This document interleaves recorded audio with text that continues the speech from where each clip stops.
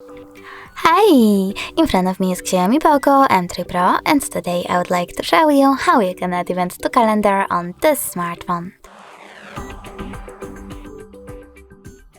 First of all, you need to access calendar.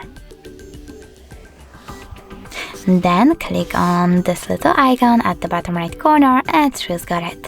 Finally, click on the month above and pick a date. Then click on this plus icon at the bottom right corner to create an event and tap on Event. Now you can finally customize it however you wish to. For example, add a title, choose starting and ending hour, tap on Add description and take notes, choose Add notifications and pick one of those options or create custom and save it by tapping on Done. You can also choose Add location, tap on while using the app or only this time, type in an address and click on the correct one. Now save your event by tapping on the Save at the top right corner. As you can see, mine was successfully added.